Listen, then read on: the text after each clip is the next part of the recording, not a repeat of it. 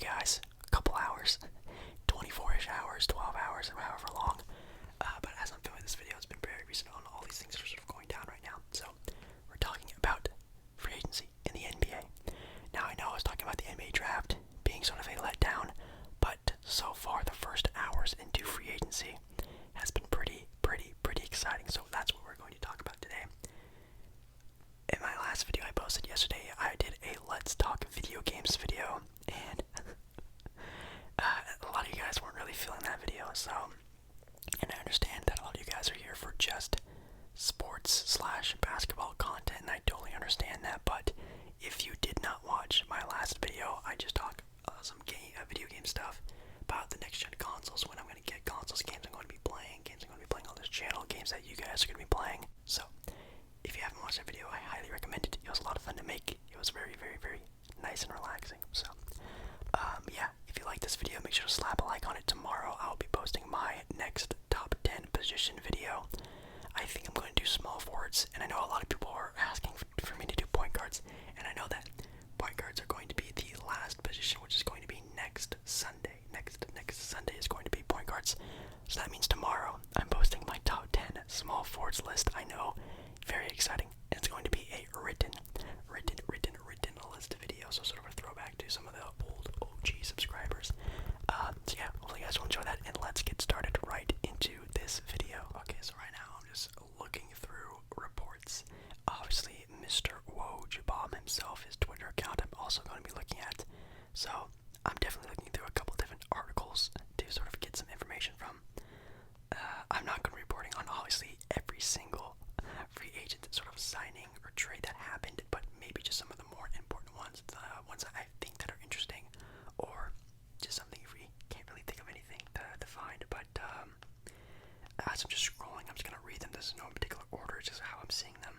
Like this one, the Bucks re-signed Pat Connaughton. I think this is a really good save on the Bucks point of view, because if you didn't know, Wesley Matthews walked and is going, reportedly, I don't think he's signed officially yet, to the LA Lakers. So the Lakers got Wesley Matthews to sign as a free agent.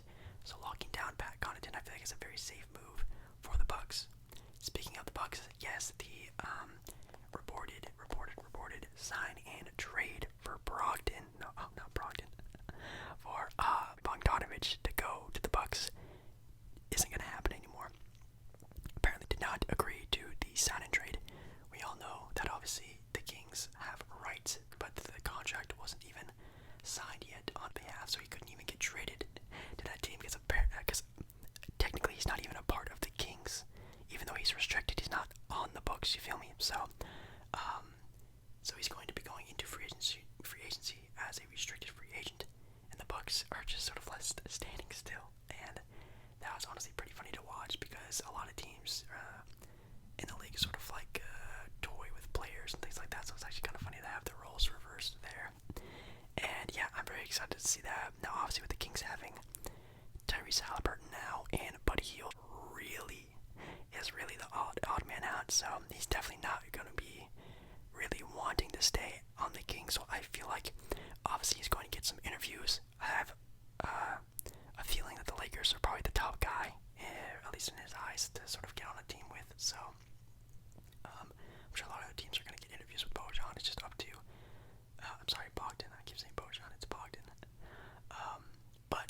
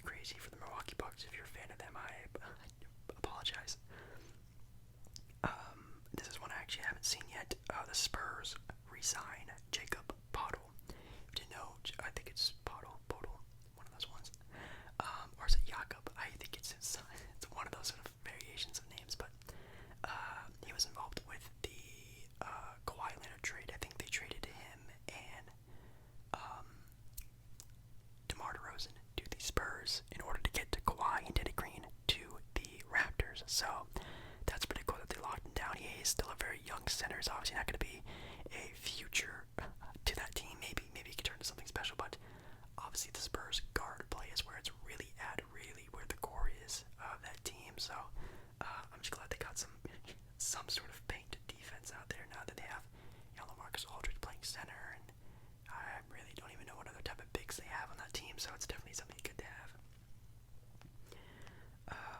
Let's see here. Justin Holiday is coming back to Indiana Pacers. That's definitely a good pickup. He's still a young player, he can develop. Jeremy Grant is signing a 3-year, $60 million contract with the Detroit Pistons. Yes, Jeremy Grant. We all know he was going to get paid this offseason, but my God, Detroit, y'all gonna pay this man $20 million a year for maybe averaging like 10 to 15 points per game and like 8 rebounds. You're gonna pay $20 million for that. Couldn't be me, but that's definitely something very interesting. I know he's still a young player and hopefully he can still develop, but it's not like he's like a stretch four. It's not like he has great defense. I mean, yeah, he can switch, 1 through 4 pretty well, but it's not like he's, scaring any forwards or centers in the league. And you're gonna pay him $20 mil. That's crazy, but I guess you're not gonna really find anyone else to go to Detroit. Also, talking about Detroit, they also lost Christian Wood, who is sort of like their young, budding, crazy player that sort of came out of nowhere. And I think he's going to the Houston Rockets on a sign and trade deal. So you get rid of a sort of young, budding player who seemed really good, probably in my opinion a better paint defender than Jeremy Grant. But instead you're getting Jeremy Grant, who is probably better perimeter defender. I'm not really sure offensively how well they are, but man, I like the signing obviously of Jeremy Grant. Jeremy Grant's a really good player, but he's getting paid like big time starter money, and I don't know if Jeremy Grant's going to be sort of like a main piece of the Pistons rebuild. It just doesn't really make a lot of sense to me. Obviously with this signing and a lot of Pistons getting a lot of other bigs, I think they also signed Mason Plumlee. So Blake Griffin, is he still like a thing in Detroit? I'm still not sure like what's the plan with him. Are they just gonna like release him? Are they gonna just pay him off and release him? Do they plan on trading him at some point during the season? I have no idea, but they now have Jeremy Grant and Mason Plumlee, and then they also drafted a center. So like, man, it's definitely crazy over there in Detroit, that's for sure. Okay, this one was definitely one of the more what is happening sort of moments for me. Marcus Morris Sr. stays and re-signs with the LA Clippers. That's awesome, right? That's perfect. He played really well for them. Really good sort of wing player. He can guard, again, bigs, smalls. Pretty good sort of 3-and-D type of forward. This man is getting paid 4-year, $64 million contract. You're paying Marcus Morris Sr. a 4-year, $64 million contract. That is just beyond me. That's plus 15 mil a year for a decent role player. That is just so crazy to me. That like, I know the Clippers are in a rough spot right now, being the favorites last year to pretty much win it all. They had the deepest and best team all around, at least in my opinion. Didn't get out of the second round, and now you're paying a role player $64 million in the next 4 years. That is just rough for me. I think it's a really good player. I think it's definitely not bad. It's like literally half the salary, which I think he should get signed. I think like a $32 million for 4 years is more reasonable, at least in my head. And plus, with the NBA supposedly like losing money, obviously due to recent times in the world, but man, that's so crazy. Alec Burke gets re-signed with the New York Knicks. Oh, actually, he's going to the New York Knicks. I thought he was going back. I think it's just for a 1-year, $6 million deal. That's really nice. He's sort of more like a veteran now. He's like 30 years old or so maybe he can show very smart player, really good sort of wing 3-point shooter. It's very nice. Let's see here. Nothing there. Oh, a pretty cool one, at least in my opinion. I thought he was going somewhere else, but Davis Bertans, the big stretch 4 / stretch 5 for the Washington Wizards, stays on the Washington Wizards. That one was pretty nice, at least in my opinion, but a 5-year, $80 million deal. That's pretty impressive, not gonna lie. We all know he's definitely a really good big man shooter, probably one of the best in the league, in my opinion, for bigs. Is he really doing anything on defense? No, not really. Is he capable of scoring any other way? Sometimes he's obviously more of a reliable 3-point shooter, but again, the Wizards are in a rough spot right now. They need to keep as much talent as they possibly can if they hope to make the playoffs next year, which seems a little bit dicey because apparently, and this is just rumors, I think it's maybe even reported to have come out that John Wall wants out of Washington, like officially, like a Russell Westbrook type of deal. So, God, that really sucks, and it's really funny because John Wall hasn't played real NBA basketball in like 2 years, maybe even 3 years, and he's already sort of demanding sort of like the head of the Wizards sort of team and organization, but we all know that Bradley Beal is head and shoulders the best player on that team. As of right now, not seeing John Wall play. They're building their team more around Bradley Beal, with good facilitators, with Denny, good shooters, Davis Bertans signing. But John Wall's like, hey guys, what about me? Like, how can I, blah, blah, blah. Apparently he's not in it, so he wants out. And apparently there's a big sort of Russell Westbrook, John Wall sort of swap in talks right now, which, bro, if you're James Harden, like, you're just sitting there in Houston, like, throwing your hands up, saying what happened. Y'all were destined to make the finals, beating the God Squad Golden State Warriors team, and now you might be out of the playoffs next year if you make this trade. I like the idea of the Rockets sitting and not doing anything, seeing how next season plays out, because obviously everyone is still on the books, but you're already trading Ray Covington, you're getting draft picks, you're getting a sign and trade deal, I think, with Christian Wood, or I think it's a sign and trade, or maybe they're just signing a younger player, but it's looking really rough over there in Houston, and if they actually get this deal done that's reported going out there of a Russell Westbrook John Wall swap, and no offense to John Wall, Russell Westbrook is head and shoulders above John Wall in skill and pretty much everything. He's just a better version of John Wall, in my opinion. So I don't know how I feel about this. That'd be awesome for Russell Westbrook and Bradley Beal. I'm pretty sure Bradley Beal would be so happy to get that. They would instantly be, a 6th, 7th, 8th, maybe even 5th seed over there in the Eastern Conference with Bradley Beal and Russell Westbrook. You have Denny, Rui, and you have Davis Bertans, you still have Thomas Bryant. Like, that team's looking pretty good now. Troy Brown Jr., I think, is still on that squad, so that's definitely a playoff team if Russell Westbrook can get his hands in there. So I'm very excited about that. Let's see here. Oh yeah, another big time free agent signing. Joe Harris. Now I know you're thinking, ASMballeR, why you're saying big time. Joe Harris just finessed, absolutely stole the bag from the Nets, getting paid $75 million. Yes, a 3-point specialist who plays okay defense is getting a contract worth $75 million. I think this is a 4 or 3 year deal. That's so crazy. I think he did shoot around 40% from 3. But my God, if just shooting 40% from 3 gets you paid a $75 million contract, that's insane.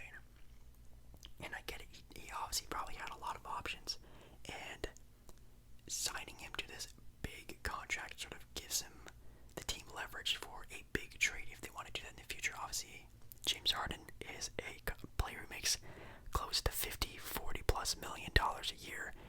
You're signing Joe Harris to this bigger contract. You can sort of match a contract with him and LeVert and Dinwiddie, club them all together. That probably almost adds up to James Harden. So if you are trying to do the James Harden trade for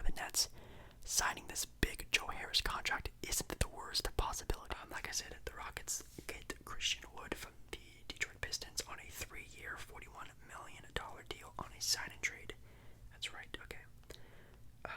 Let's see here. Yeah, he's only 25 years old. I think he has a lot of potential. Yeah, I'm not really entirely sure what a good player comparison would be for Christian Wood, but he's just a really good power forward for that team.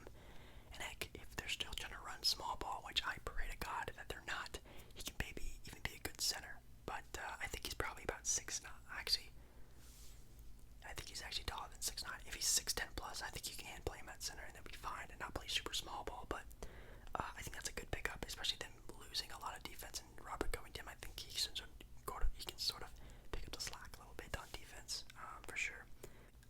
Here's one that's pretty interesting in my opinion. The Portland Trailblazers. Yes, I can talk about this obviously with being a big Portland fan. They made a couple moves. At the beginning of the day, they traded back for Enes Kanter, which, if you didn't know, Enes Kanter was originally on Portland in the 2018-2019 season, playing with the Portland Trailblazers during the OKC Thunder series and the Denver Nuggets series, that whole ordeal. And he played very well for us. Obviously, it's very nice to see him back. He's on a cheap contract. We traded Mario Hezonja for him, so nothing off, I'm not really, mad about it. I think Mario's a really great guy and a really good player, which I think about all NBA players, but as a player, he didn't really sort of evolve into the player we were hoping he was going to be, so that's totally fine. But with the signing, you're sort of also assuming that we're letting Hassan Whiteside walk, which is fine. Hassan isn't the, oh my god, this totally sucks, sort of, dang, this is gonna hurt a lot sort of player. It's just, man, Hassan can be so good on defense when he wants to be, and that's what Portland needs. Portland needs more defense. I think Enes Kanter is a really good center, and thank God he's not going to be starting for us next year because, knocking on wood, we have Yusuf Nurkic back healthy. So it's very interesting to see is how well our interior defense is going to be, not having Hassan Whiteside now. Also, Portland re-signed Rodney Hood, which is amazing. Thank God for that. I really, really, really love Rodney Hood's game. Obviously, if Rodney Hood was a little bit more of a better defender, he would be the perfect small forward for Portland. He's just a little bit streaky sometimes. He averages about 10 to 15 points a game, which is really good. He can sometimes even get up to the upper 20s and 25 points. But sometimes it's kind of inconsistent and not a very good perimeter defender, which Portland obviously needs. We're going to be starting Robert Covington, no doubt about it. But I think off the bench with Rodney Hood is just one of the best sort of six-man-esque type players in the entire league, in my opinion.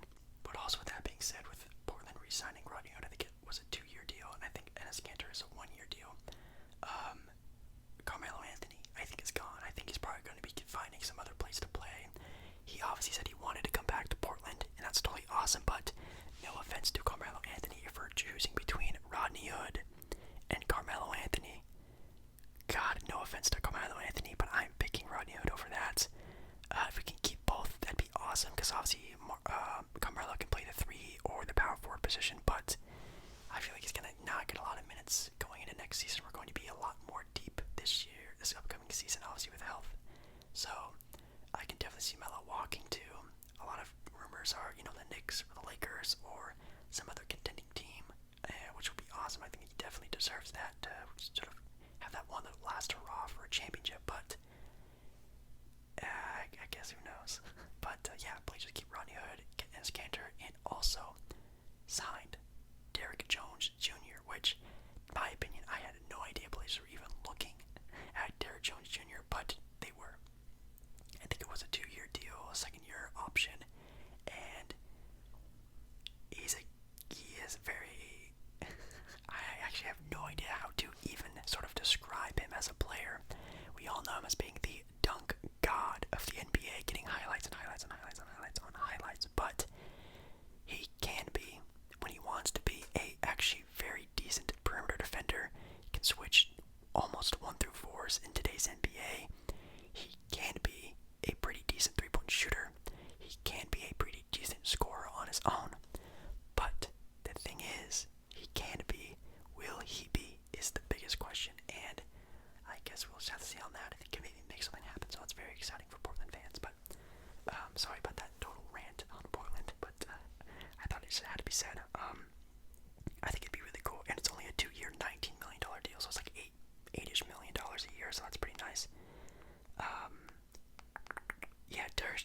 is only a 23-year-old kid, man. That's just not even in the realm of him being in a sort of prime yet. So maybe his last year of his contract, he's gonna be 25. I think he's gonna look really good, honestly.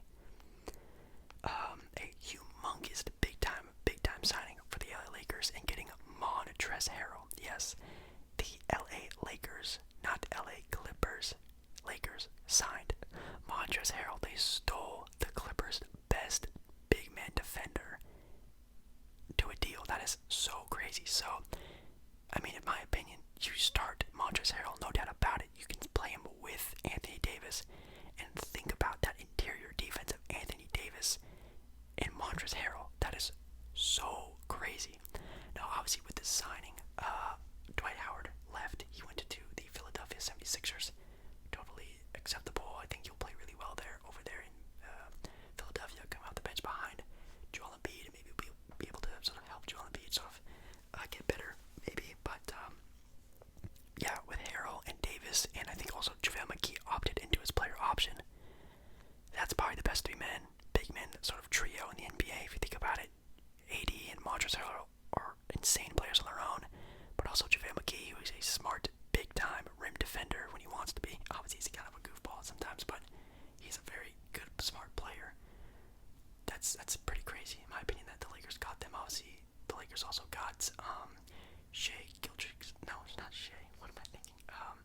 Dennis Schroeder, his teammate, old teammate, Dennis Schroeder. So Lakers have Dennis Schroeder, Montrezl Harrell, Wesley Matthews, like we talked about earlier. So that's 3 big-time players. There are still some big-time free agents that are still interested in the Lakers. Obviously, we just talked about Bogdanovich. Boogie Cousins is also a free agent still looking for teams, and I think there's going to be very big-time sort of talks between them. Obviously, Boogie missing out on the championship run they had in the bubble this year when he was on the Lakers. Serge Ibaka as well. It's been sort of in the talks with them, so it's going to be still very, very, very crazy if the Lakers can snag another great player to add on to their team. And honestly, in my opinion, the Lakers are already off rip a better team than they were last year. So that's really saying something. That's crazy. I'm very much excited for next year's basketball. That's for sure. Let's see what else is there.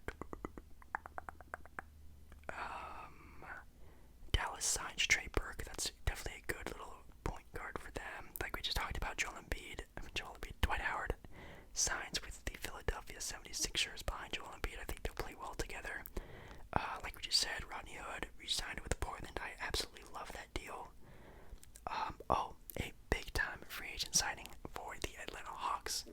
I thought the Hawks were going to go really big in this sort of free agent draft sort of bubble that's going on right now, but they didn't. They're starting a slow roast of their sort of rebuild, which I think is definitely the perfect option. I think it would have been crazy if they went off for like a Bradley Beal or a Devin Booker or something crazy like that, if they sort of pull off some crazy trade. But they're sticking to their core. They're not getting rid of anyone. They obviously had a little bit of a shaky pickup in the draft with picking up Onyeka Okongwu, which obviously with him, John Collins, and Clint Capella, a lot of good players, not a lot of playing time. So we're gonna see how that sort of works out. But they picked up Danilo Gallinari for I think a 3-year, $62 million contract, which honestly for Gallinari isn't that bad. A lot of teams were hoping that Galli was going to go on like some sort of championship contending team like a Laker or Clipper or Milwaukee team, but apparently Danilo wants the bag and he got it over in Milwaukee. So Milwaukee gets a very, very, very good catch, and one of the best catch and shoot 3-point shooters in the league, at least in my opinion. Gallinari playing with Trae Young, I feel like that's going to be a match made in heaven. So he could play the power forward or the small forward. I think he's obviously with like I just had him having a Kongu and John Collins and Clint Capella.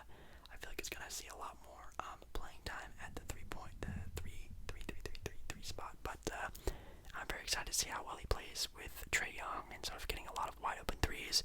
Can create his own shots. A very good ball in there for his size, being about 6'9"-ish.